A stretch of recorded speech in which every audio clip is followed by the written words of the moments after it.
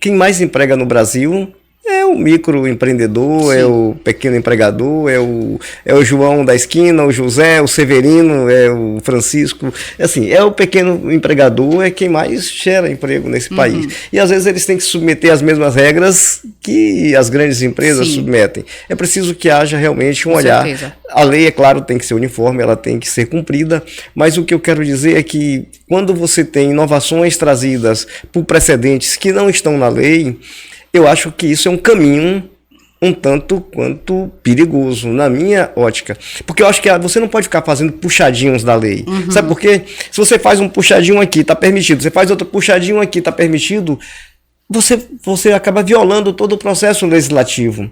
Você acaba subvertendo a ordem do sistema jurídico vigente no país. Então é preciso ter cuidado. Acho que todo precedente ele tem que conversar e dialogar com a lei. Sim. Você não pode ter um precedente que ele seja diametralmente oposto àquilo que a lei determina. O que eu digo, segurança jurídica você traz quando você tem leis que valem, que são respeitadas. Sabe, Juliane? No nosso país, a gente tem uma coisa, e eu digo isso porque tem alguns clientes que também operam em outros países, e uma coisa que eles reclamam muito é exatamente da segurança jurídica. Eles costumam dizer que contrato no Brasil não vale. O cidadão senta com você, ele é maior capaz, ele assina um contrato com você, depois, mas doutora Juliane me coagiu, eu fui premido pela necessidade econômica, por isso que eu aceitei. A gente tem que parar e ponderar um pouco, sabe? Obviamente que o sistema judiciário tem que avaliar, regular e verificar os excessos, sem dúvida nenhuma. Os excessos têm que ser combatidos. Mas observe o seguinte, Juliane. Um empregador que tem um empregado com transtorno bipolar com viés um tanto quanto violento. Tá? Você tem que analisar a situação como um todo. Sim. Imaginemos que uma mãe empregadora tem lá contrata uma babá para tomar conta do seu filho pequeno e descobre que essa babá ela tem transtorno bipolar com viés um tanto quanto violento. E aí fazer o quê? Você compreende? Eu acho que essas coisas têm que ser pensadas, porque tudo que envolve a vida em sociedade, você tem sempre dois lados, você tem sempre duas histórias. Você tem que olhar os lados, sabe? Você tem que observar o seguinte: o que é justo e o que é que não é justo, de que forma você vai. É por isso que eu volto a repetir, eu sou um partidário, digamos que eu sou um tanto quanto positivista, mas um positivista moderno, que aceita interpretações da lei e realmente um poder judiciário atuante, tá? Mas, de certo modo, as leis elas têm que ser respeitadas, é o que eu penso. Sim, eu concordo. Eu acho que essas situações que são diferentes, elas devem ser vistas com distinção, né? O sistema de precedentes prevê essas possibilidades de distinção. A questão de você... Porque no processo de trabalho, na justiça do trabalho, por exemplo, a empregada gestante tem direito à estabilidade, segundo o artigo 10, a linha B, do ADCT, dos atos de disposições constitucionais transitórias, desde a concepção até 5 meses após o parto. Ponto, a lei diz isso. Se a gente se baseia no sistema que só tem a lei como segurança jurídica, isso vai gerar uma série de problemas. No caso concreto, situações iguais que podem ser tratadas de maneiras diferentes porque os juízes pensam diferentes e é legítimo interpretar a lei de maneira diferente. E aí eu coloco... se a empregada for despedida no contrato de experiência, ela tem estabilidade ou não? Esse é um problema.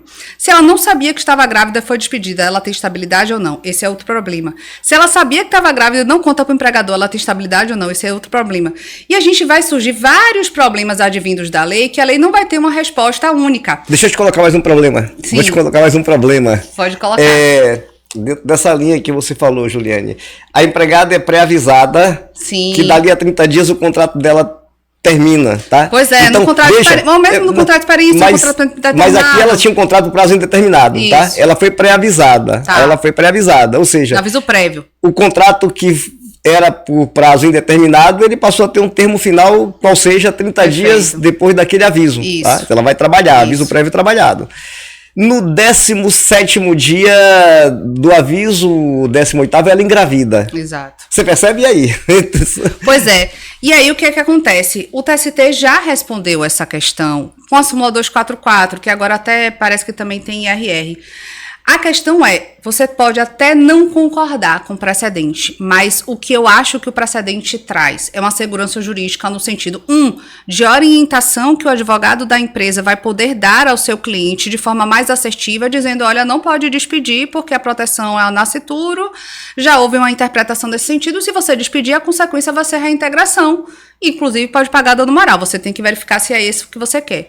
Ou mesmo você, no lado do trabalhador, imagine que duas empregadas na mesma situação, trabalham lado a lado, foram pré-avisadas, uma caiu com o juiz que interpreta, ela tem direito sim à reintegração, volte ao trabalho. A outra, colega de lado, né, às vezes até irmã, vamos dizer assim, vamos colocar, cai com um juiz que diz não, se foi pré-avisado, ela já sabia o termo, engravidou naquele momento, já tinha um termo de final desse contrato de trabalho, logo ela não tem direito.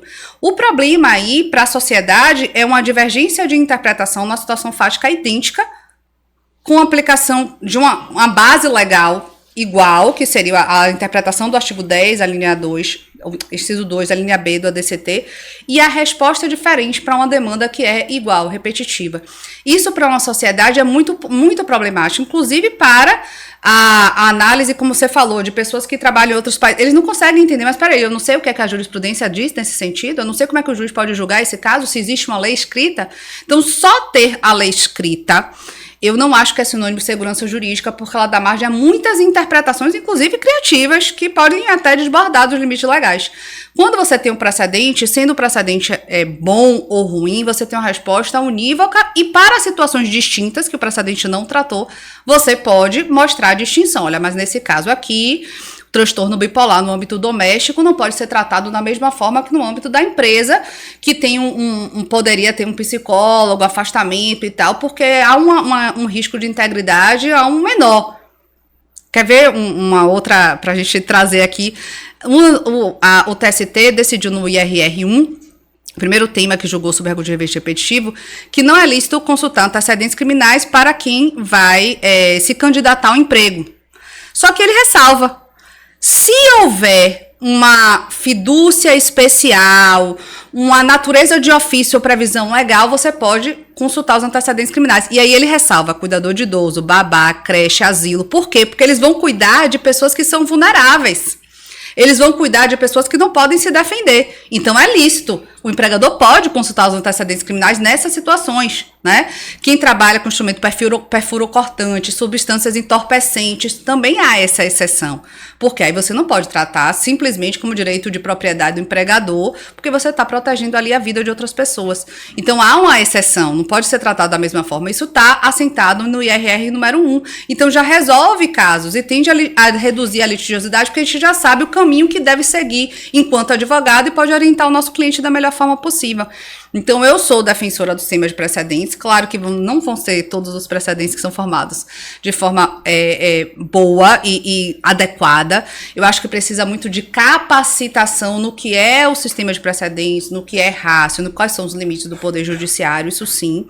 Mas eu acho que é muito mais uma questão de você realmente qualificar e capacitar, e dos advogados também se capacitarem para a gente poder atuar no sistema de precedentes, que todo mundo saiba quais são as regras do jogo e o que é que deve fazer, a fundamentação qualificada, do que propriamente entender como algo nocivo, porque eu acho que tem mais benefícios, mesmo os ruins, pelo menos é uma resposta unívoca a dizer, olha, infelizmente você vai ter direito. Digamos que o precedente fosse, ela não tem estabilidade no contrato de experiência, nem quando nem no aviso prévio. Quando a empregada for procurar o advogado, vai dizer, infelizmente é isso mesmo. Você não tem estabilidade. Ela vai se conformar, porque ela e qualquer pessoa que entrar na justiça vai perder. Agora, se ela entrar e a amiga dela, e ela perder a amiga dela ganhar, ela não vai entender nunca o judiciário. E ela vai achar que o caso dela, ou o advogado foi ruim, e ela deveria ter, às vezes é o mesmo advogado, mas ou o advogado foi ruim, ou o juiz não foi com a cara dela, ou o juiz é corrupto. Então isso gera um descrédito no judiciário.